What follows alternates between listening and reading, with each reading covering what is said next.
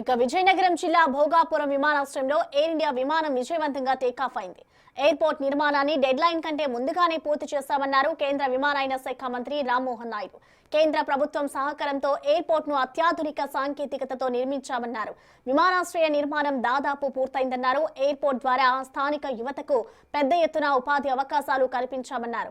విమానాశ్రయంతో పాటు aviation education సిటీని నిర్మిస్తున్నామన్నారు కేంద్ర మంత్రి.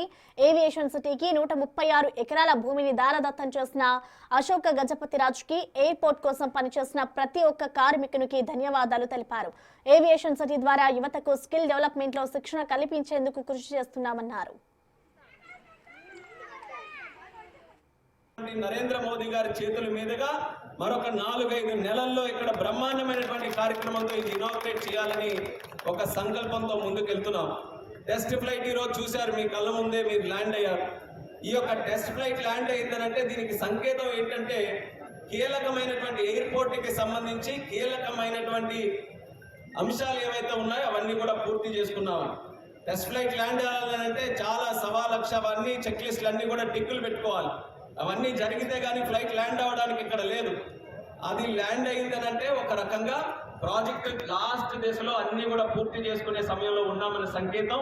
అందుకని మీ అందరికీ కూడా ఈ ఉత్సాహం, ఈ సంతోషం మీ అందరితో పాటు పంచుకోవాలని ఇందులో అందరినీ కూడా పాల్గొనే విధంగా చేశాం. కేవలం ఇది భోగాపురం విజయనగరమే కాదు, శ్రీకాకుళం జిల్లా వాళ్ళు, ఇచ్చాపురంలో ఉండే వాళ్ళు కూడా ఆనందపడుతున్నారు. నిన్నే ఇచ్చాపురం వెళ్తే వాళ్ళకి ఇలా భోగాపురం టెస్ట్ ఫ్లైట్ చేస్తున్నామంటే ఎక్కడ లేని ఆనందం, సంతోషం వాళ్ళందరికీ కూడా.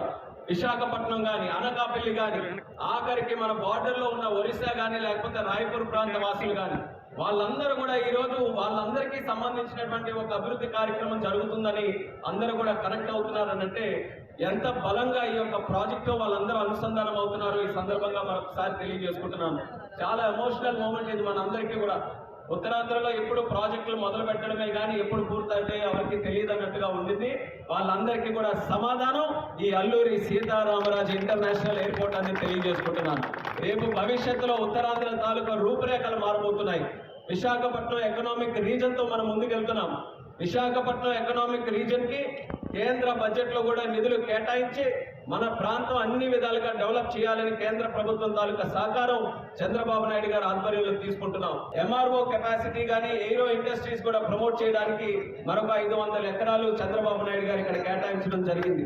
అలాగే మాన్సాస్ గారి తాలూకా సహకారంతో వాళ్ళను కూడా అభినందించాలి. అశోక్ గారిని కానీ, అదితి గారిని కానీ 136 ఎకరాలు, వేల కోట్ల ఆస్తిని ఈ రోజు ఈ యొక్క మాన్సాస్ ట్రస్ట్ ద్వారా ఇక్కడ ఉన్నటువంటి యువతరానికి ట్రైనింగ్ ప్రోగ్రామ్ కింద బెనిఫిట్ పొందాలని ఒక ఎడ్యూసిటీ అంటే ట్రైనింగ్ అండ్ స్కిల్లింగ్ కానీ, లేకపోతే దానికి సంబంధించినటువంటి ఎడ్యుకేషన్ కానీ, వాటి అన్నిటి కోసం దాన్ని కూడా మేము ప్రోత్సహించడం జరుగుతుంది. అంటే ఎయిర్పోర్ట్, అలాగే ఎంఆర్ఓ ఇండస్ట్రీస్, అలాగే మనకి ఎడ్యుకేషన్.